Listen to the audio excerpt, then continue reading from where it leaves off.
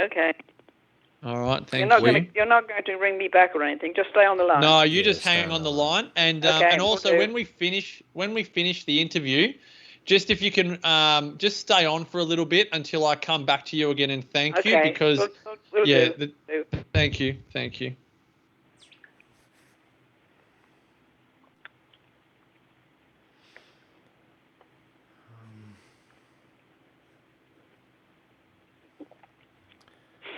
All right, Damo, I'll wait. Yeah. Looks like we're live, Damo. Can you see it? You've got it? I think we are. Okay, great. I think we are. How are you, Legend? Yeah, I'm great. Thanks, mate. Really good. That's good. Helen Pocock is with us. That's great. Summer Daily. Yay, I caught you guys. This is good. You girls are going to be happy that you've caught us today, because we in a moment are going to interview one of Australia's living legends, and I have no doubt we're all going to get a nice little spring in our step. Damo, should we just kick off? Let's go. Let's do it. All righty. Let's do it. We'll say hi to Summer and Helen and Wendy. They're all there. Great to have you ladies with us. Thank you. Here we go then. In 3, 2, and 1. Hello and welcome to 100 Not Out, episode 435, the weekly show dedicated to helping you master the art of aging well. Boy, oh boy, it gives me so much joy to go down to Melbourne to speak with my brother from another mother, Australia's number one wellness expert. He is the dead set legend, the king, the god, the immortal of health and wellness himself, Dr. Damien Christoph. How are you, brother? G'day, brother. I didn't know where you're going with that one, but thank you very much.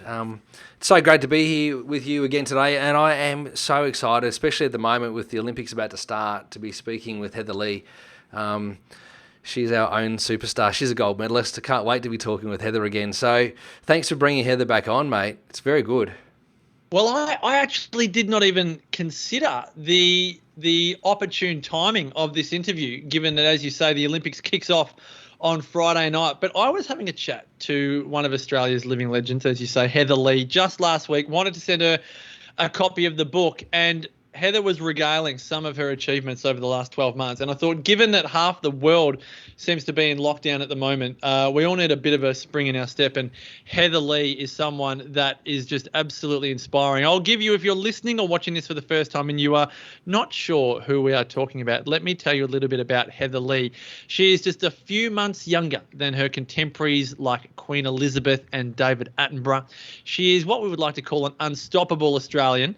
Born in 1926, Heather believes exercise and nutrition are the secrets to her long-time well-being and sporting success. She is ranked number one. That is number one. She is the eternal gold medalist in the world in race walking in her age group. She believes the well-used phrase, use it or lose it, is now even more important for Australians than ever before.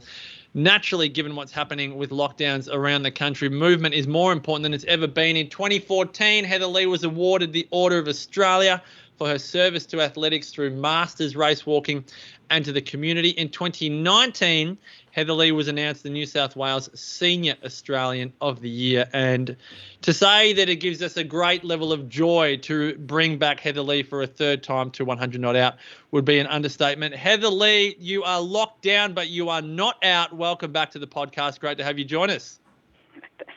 Good to be back. Good to be back, Mark. It really is. Good to talk to somebody when you're in lockdown. You know, the way it is these days, we don't speak to many people, so it's good to talk to someone. Yeah, isn't that great? That is so true, Heather.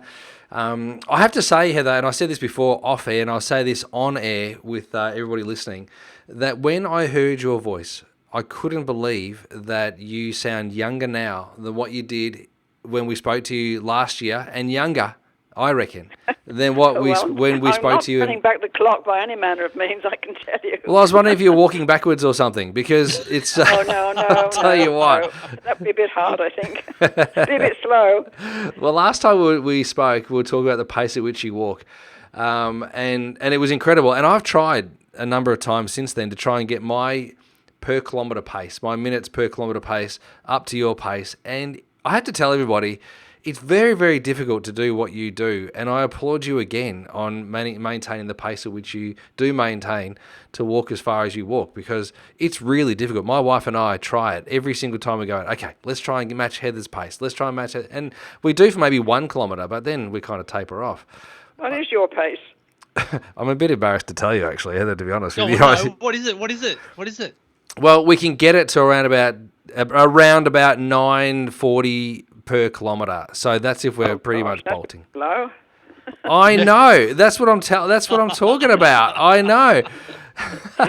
Cop that, Damo. Now, just to give everyone I like to keep my benchmark round about the 8-minute mark. I know, and I've been trying, but maybe my technique's wrong. Maybe I haven't got the race walking waddle that you've got going. No, I don't do that kind of waddle. I tried it, and I found it rather difficult. So no, I sort of rather do a sort of natural kind of race. Just walk. a normal walk. Yeah, and a lot of people I find when I've been to various events, especially when I was in the World Masters Games in Perth, I noticed a lot of foreigners from overseas were actually photographing me from a low position. Like, because I've never had any problems. I've never been disqualified or anything like that. All the time I've been race walking, 11 years, I suppose.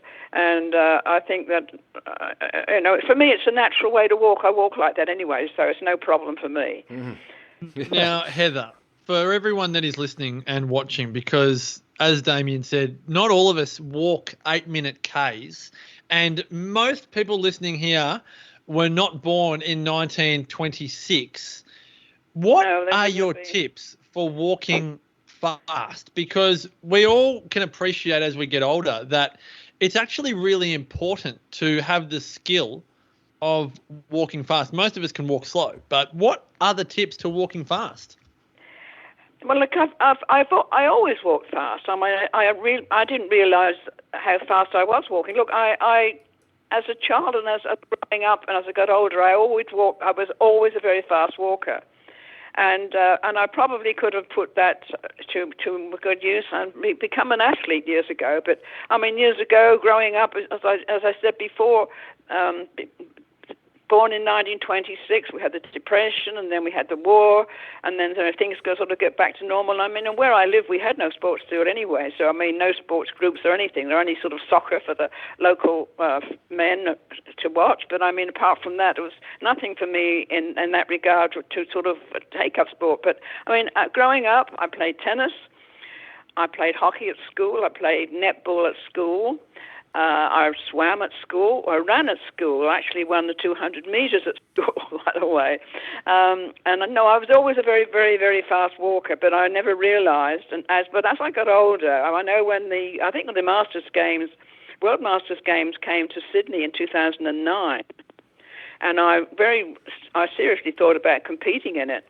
And when I compared myself with a lady in a similar age group, I realised that yes, I was well up there with this lady.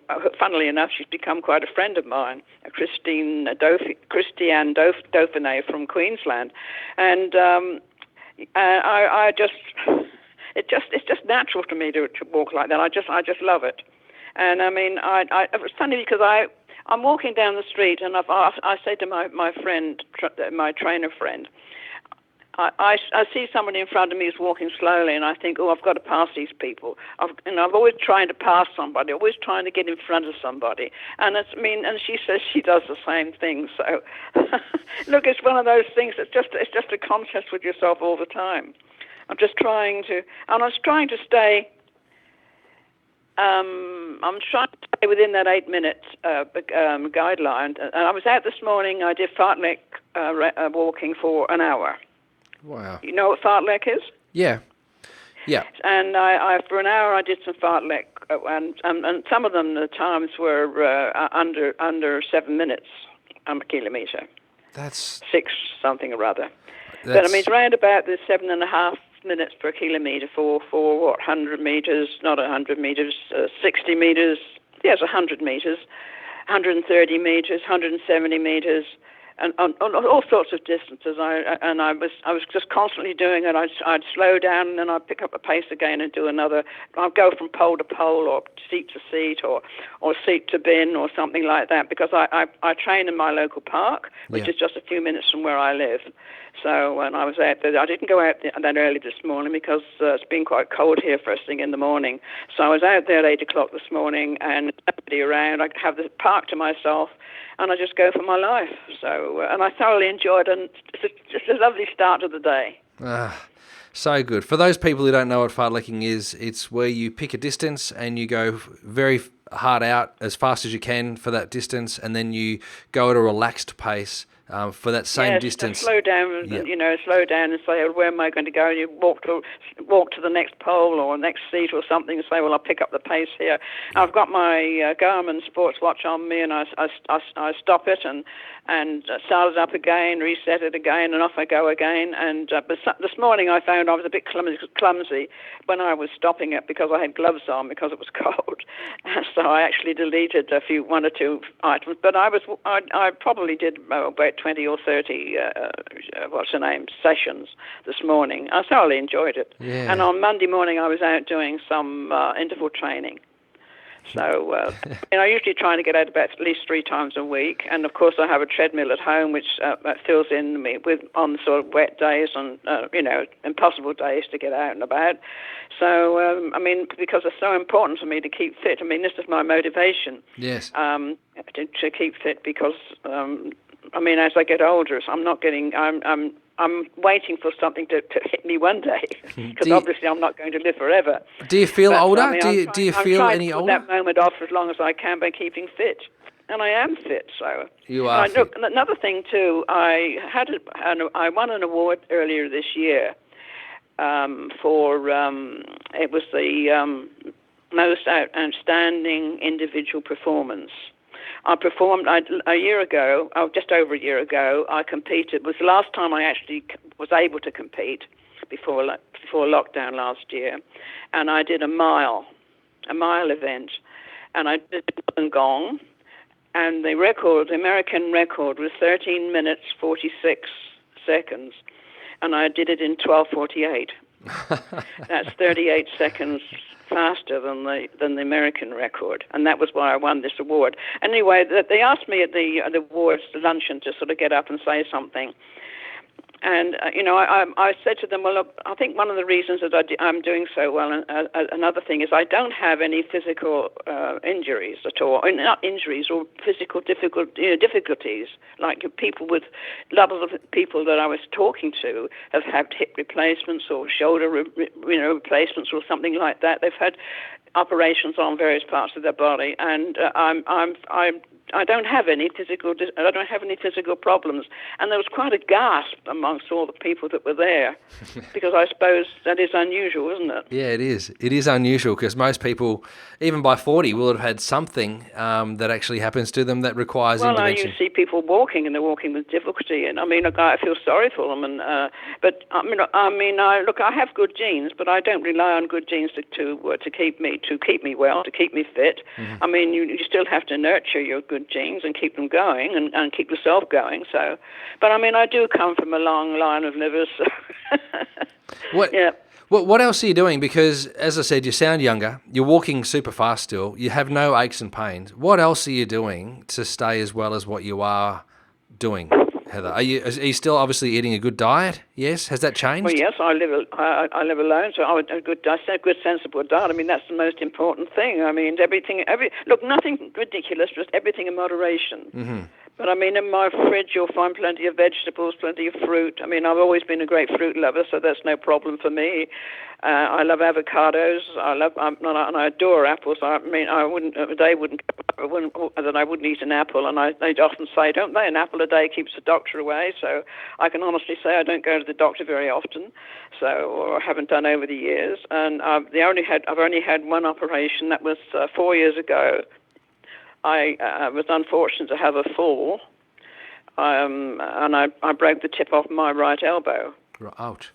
and I had to wire it back on. That was my first operation. I was 90 at the time, and I was due to fly out to Auckland for the World Masters Games. I had the accident on the Easter Sunday, and I was due to fly out on the Thursday. Well, I went to my local hospital. They weren't able to do it because it was a holiday weekend, and they sent me to Penrith. I had to go to Penrith Hospital. My daughter took me over there, but they couldn't do the operation until Monday afternoon. And I said, well, if they could possibly not put me in a cast, I said, because otherwise flying is going to be difficult for me. I said, if they just put me in a bandage, I'd be very happy. So when I woke up, I was in a bandage because I'd only broken the tip off my elbow. I hadn't actually broken my arm across the bone, the centre bone, or anything like that. Mm-hmm. So, I flew out to. I got home. I wasn't let out of the hospital until Tuesday afternoon, late Tuesday afternoon. You know how long it takes to get out of hospital, and then. I had to get home because I was flying. I only had a day in between, and I was flying out on the Thursday to Auckland. And I flew to Auckland on the Thursday. I couldn't understand why food didn't taste very, very nice. I couldn't find anything that sort of gave me an appetite. I couldn't find anything I liked eating. And anyway, I did compete. But I didn't. My times were slow. I just didn't have the energy, and I didn't realise what it was. But obviously, it was the anaesthetic, was after effects of the anaesthetic. Of course. So, but that was the only time I've been in hospital all my life. So, I mean, that's pretty good going too, isn't it? Oh yeah, that's unbelievable. It's unbelievable. It's so good. Now, just for context, I'm going to change the direction of this chat just quickly.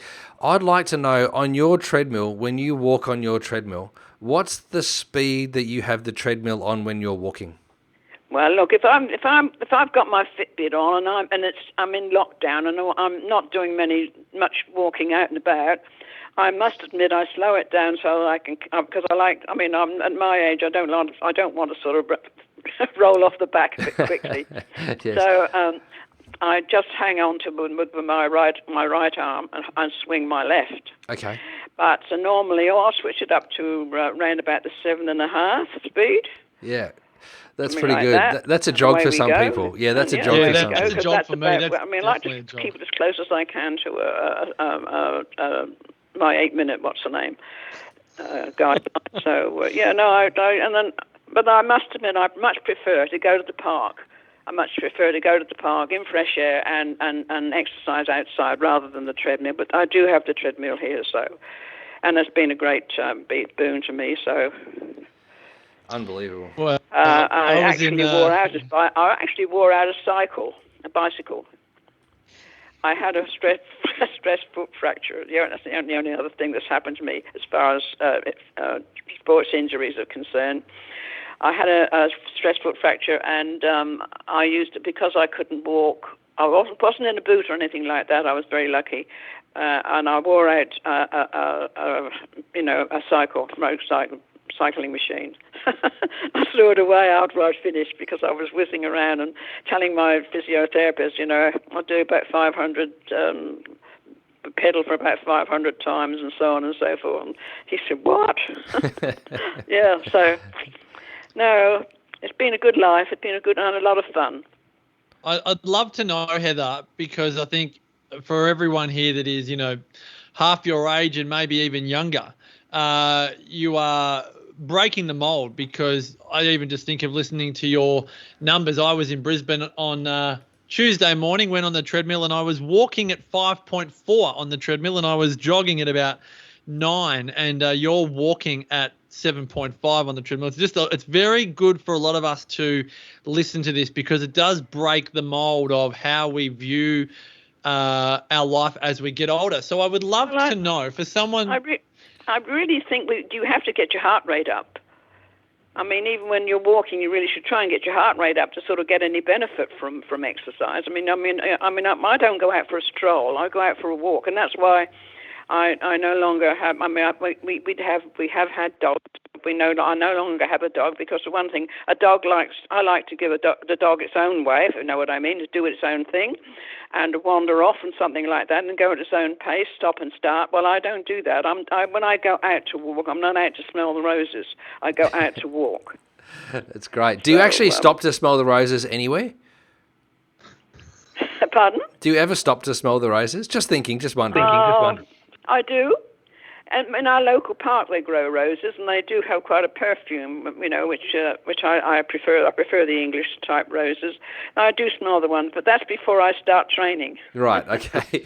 Good. You start to smell the roses when I'm walking around. Yes, it's on the warm up or the warm down. Yes. So Heather, whilst you're in lockdown, and for everyone here, that half of the country is essentially in a similar position at the moment, where does is your movement and your walking the foundation of your purpose? So you're opening up a new age group. You're soon to turn 95. You're the fastest woman on earth in your age group. Is this what bounces you out of bed each morning? You're winning awards. You sent me a text message the other day with the Australian Centurion Walkers with your 6-hour walk record.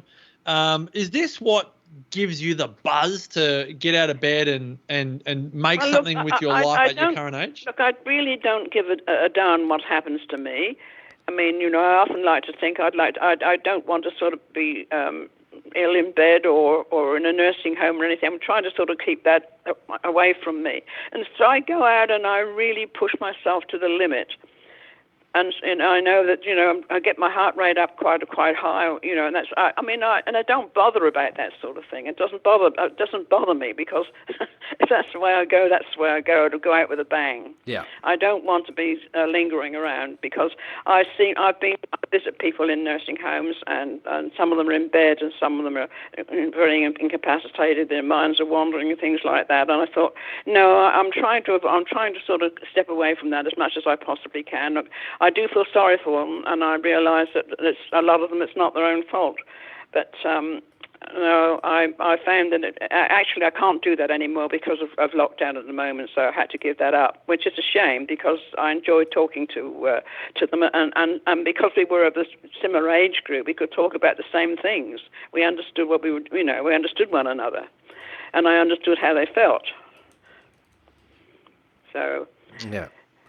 Well, it's absolutely inspiring. Yes, Damo. Sorry, mate. No, what I love is that you don't mind how you go, and I think that's a really important thing for people to just consider, because a lot of people hold back because they don't want to do something because they're maybe too old to do something, or they feel that if they go and do that and they exert or they make their heart rate get too high, then they might have a heart attack. And I think what the message that you give there without giving a message there, Heather, is that you got one life, get everything you want out of it, and when you go, you're going to go regardless. So just do everything that you enjoy. I think that's what you're saying. Would that be right? Yes, absolutely, because as I said, I mean, I've had a good life.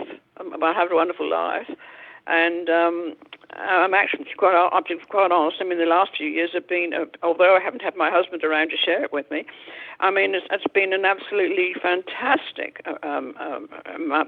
achievements. I don't really appreciate what I've done. When I look back, I think like the OAM for a start. I mean, I could not believe that I was even worthy of it, But I know that I sort of spoke, I had to speak before I was got the award, and I spoke, and I was extremely well received afterwards by a lot of people. A lot of people spoke to me afterwards, and I'll tell you, one of the people, the couple of people that was there was Peter Overton, the announcer. Yeah. And his father got the award on the same day. And his mother came up to me and she said, how impressed she was with me and one thing about it. And she said, you must meet my son. And then, of course, she introduced Peter Overton. So, and I've also met Peter Overton since then. So, look, I've been on television. I've been on the radio. I actually had an interview with the New York Times. Wow. They came out to Australia. They came out to Australia a couple of years ago. And they were out. She was a woman journalist, and she was out here for the Sydney to Hobart race. And she heard about me, and she came all the way out to Richmond with her crew, with her photographic crew. Yeah. They came to my home and looked at my home and looked at all my awards and all my medals and one thing and the other, and it was actually written up in the New York Times. That's so fantastic. That's And amazing. I mean, Even the small fish are another one looking that at I you. thought was rather funny. The project. Oh, you heard They of came Apprentice out. They as well? came Yeah, out that's to right. Richmond, and they Yes. did a very similar thing. They I came saw to the that. park and watched me. They filmed, photographed me, and then they came to my home, and that went live on the air, and I enjoyed that one. That was really quite funny. So, Well, you're living an incredible life and an absolute inspiration, Heather. And as you said, Order of Australia and New South Wales Senior Australian of the Year and featured in the mainstream media. I think if your model for living and the example that you set can infect a few more human beings around the world, then we think that's an incredible example to leave. And we cannot wait to see what the next edition of Heather Lee over the next year or two presents. You're about to open I'm up a coming new up to age group with your 95, which could birthday. put me in another age group. So That's That's it. right. Yes. yes, I'll tell you one thing that struck me many, many, many years ago. I remember I was going on the train towards Sydney, and I saw this notice on a wall, and it said, "What you eat today walks and talks tomorrow." Oh, I like it. That's a And belter. I've never forgotten that, because we are what we eat, aren't we? Yes, absolutely. Absolutely. We are what we eat. Absolutely. That's very true. No, it's a great And, one-liner to finish up on, Heather. We'd like to thank you so much for your contribution. And, of course, we'd love to interview you again over the next year or two as you continue to share your example of living a great life. We'd like to wish you, as we always like to do with our guests on 100 Not Out, Heather Lee, may the rest of your life continue to be the best of your life. Thank you. Thank you. And to you, Damo, as always, thanks for your wisdom, great man. Thank you so much, Piercy. Great to chat with Heather again. She's such an inspiration. I love her. I think she's great.